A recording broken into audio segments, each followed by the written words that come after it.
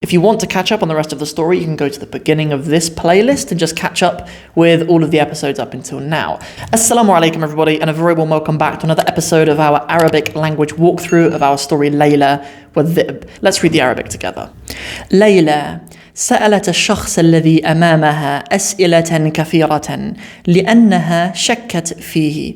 الثوب ثوب جدتها، والصوت قريب من صوت جدتها، ولكن الصورة ليست صورة جدتها. ليلى تفرست في وجه الشخص الذي يواجهها. تأكد ليلى أنها أمام الذئب ولا أمام الجدة العجوز. لما اتضح للذئب أن ليلى شكت في أمره وأنها عرفته، ظهر لها على حقيقته وقال: أنا الذئب الذي قابلك في الغابة وتحدث معك. قلت لي إن جدتك عندها أفراخ وديوك وبط ووز. جريت ريقي لهذه الدواجن اللذيذة. حضرت فلم أجد شيئا أسد به جوعي. So, it's a really good exercise actually for you guys to bear in mind now. It'd be really good practice for you guys to go through this lesson, and then you can go back to this text at the end as well to see how much of it you understood. You can kind of listen to me reading it and go through it like that. So, Layla, we know Layla, she سألت means she asked. الشخص الذي أمامها, she asked the person. شخص is a person, plural of which is أشخاص. الشخص الذي أمامها, the person who is in front of her. The her on the end means her, who is in front of her. What did she ask her? أسئلة كثيرة. She asked her many questions. لأنها شكت فيه, because she doubted. The verb شكا يشكو is to doubt something, and to doubt in something is in Arabic you say you doubt in something. الثوب, the clothing, ثوب جدتها. The clothing is the clothing of her grandmother. والصوت, the salt, the voice, قريب من صوت جدتها. It's not that it's a صوت جدتها, it's that the voice is close to her grandmother. It's not her grandmother's voice. This isn't some ventriloquist or something. It's just close to her. Close to her voice, good. ولكن الصورة, ولكن. Remember, ولكن is one of the sisters of inna, which is why الصورة has a fatha on the end of الصورة. But the appearance of the picture, literally صورة with a sad, not with a scene. If it's a scene, it means like a surah of the Quran. But a surah, with a sad, it means the image, right, or a picture. ليست صورة جدتها. It is not صورة جدتها, عفوا. It is not the picture of her grandmother or the appearance of her grandmother. Layla تفرست. This verb تفرس, it means to stare at something. Or literally تفرس في something, means to stare at something. في وجه الشخص الذي يواجهها. She stared at the face of the person الذي يواجهها, who is facing her. Right, the verb واجه, which you saw it before. واجه in the past tense, يواجه in the present. Meaning to turn to face somebody. Good. تأكد لها أنها أمام الذئب. تأكد لها. This verb تأكد means to sort of be certain about something. It's often used in its اسم فاعل, actually, its active participle. متأكد. You can say that you are certain about something. And a متأكد, and it often actually is متأكد على something, to be certain upon something. But تأكد لها, it became certain to her. أنها, that she was أمام الذئب, that she was in front of the ذئب. أمام, by the way, is a حرف جر, which is why الذئب has a kasra on the end. أمام الذئب, لا أمام الجدة العجوز, and not in front of the elderly grandmother. Good. لما اتضح. اتضح, really good. So, what are the root letters of اتضح? Any guesses? It's actually got the same root letters as the word واضح, for something to be clear. Yeah, اتضح. When we have like a vowel at the beginning, if there's a vowel or a hamza as that first letter, we often end up doubling the ta instead of putting the hamza or the vowel. So actually in the form 8, like this, in the ifta'ala pattern, we would expect to have like iltadaha, right? But Arabic doesn't like this iltadaha at the beginning. So we have ittadaha. We do this as well with the verb akhadha, meaning to take something. So the verb akhadha means to take, right? But ittakhadha means to sort of take for yourself, right? It's often used in the Quran when referring to Allah not taking a son, for example. ليس لله أن يتخذ من ولد سبحانه. I think that's the ayah in Surah Maryam anyway. That he does not take a son, right? It's not fitting that Allah would take a son. But we don't mean akhadha, that he's taking a son from somewhere else, right? And likewise, for something to be ittadaha, it's not that it's like wadih, it's that it's kind of turned out to be the case, right? And when it اتضح للذئب أن ليلى شكت فيه, when it kind of became clear, when it turned out to the wolf that Layla شكت فيه, that the Layla doubted in him, in his matter, in his amr. Good, in his matter. So let me kind of piece that together. The lamma tadaha. It's like, and when. Lamma is a really useful word for setting the scene for something in the past. Lamma kuntu tiflan, when I was a child. Lamma safartu ila Somal, for example, when I traveled to Somalia. Lamma jalastu ma'an nas, when I sat with the people. It's very nice for setting a scene for something. We don't use this for when we're asking a question, for example.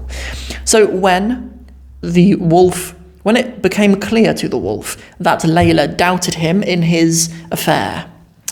Good. وَأَنَّهَا عَرَفَتْهُ, and that Layla knew him. ظَهَرَ لَهَا عَلَى حَقِيقَتِهِ. So ظَهَرَ le somebody means to become clear to somebody. ظَهَرَ لَهَا عَلى حَقِيقَتِهِ.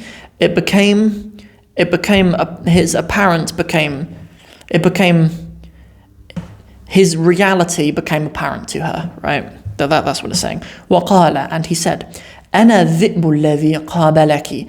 I am the ذئب قَابَلَكِ. So the verb قَابَلَ in this case really means to meet, right? أَنَا الَّذِي قَابَلَكِ. I am the one who met you. Who literally he met you. فِي الْغَابَ, in the forest. وَتَحَدَّثَ مَعَكِ, and he spoke with you. تحدث in this case is really synonymous with تكلم. Could have said وَتَكَلَّمَ مَعَكِ, but the author chose to say وَتَحَدَّث مَعَكِ. Good. قُلْتِ لِي, you said to me, إِنَّ جَدَّتَكِ, that's verily your grandmother, عندها, she has أفراخ والديوك وبط ووز. Very nice. Afrach are like chickens or chicks. Duyuk are like like cockerels or something. Wabat and ducks. Walwaz and geese. Good. Or wawaz. Good, then this is a really nice little expression that we need to have up on the screen. Kind of highlight it, you guys in your books, highlight it inshallah. Jarrayti riqi. So often, sort of students in the Arabic in 60 Steps program, we go over these kinds of verbs in step 17, these final week verbs. Jara yajri, it means to run, right? Not necessarily with the legs, right? To run, the verb jara can be used if like an event has been run or something like this, or a river runs, as Allah says in the Quran, Jannatin tajri min tahtiha al-anhar. That's it. It can be a river running or something. It's a bit broader than just running with the legs. So if that means to run, to make something run is jarra with a shadda on it. To come from the form 1, jarra, to the form 2, jarra. But jarrayti, you made run, riqi. Your riq is your saliva. Good, so this is like Arabic's way of saying, you made my mouth water. Right, it's not. There's nothing to do with water in there. It's translating an idiom in one language to an idiom in another. But na'am, jarra ar-riq means to make the saliva run, literally, which is Arabic's way of saying to make someone's mouth water. But in here it's jarrayti riqi, you made my saliva run, basically. Good. لهذه الدواجن, with you made my saliva run to these delicious poultry. Yeah. Good. Al-ladhidha on the end is just delicious, right? And it's used in the feminine singular because dawajin are considered like non-human, inanimate plurals. Good. Hadartu, I arrived. Falam ajid, so I did not find. Shay'an, I did not find anything. What for? أسد به جوعي. This is another kind of idiomatic expression that we see in Arabic, actually. So in English, we have the expression to satisfy one's hunger. But in Arabic, they say to block the hunger, right? The verb sadda, the word said itself can just be a dam or a block of some kind, right? But it is actually a verb as well, sadda yusuddu. But in this case, asuddu, I block, bihi, with it, ju'i. So I block with it my hunger. Right, so what the wolf is saying is, I didn't find anything to satisfy my hunger with it, right? Or literally, the wolf is saying, I arrived and I didn't find a thing to block with it my hunger. Good.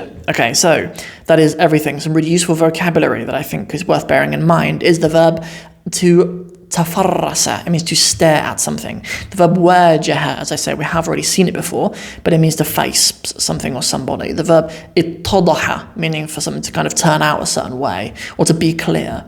The verb jarra ariq, to make the saliva run or to make your mouth water.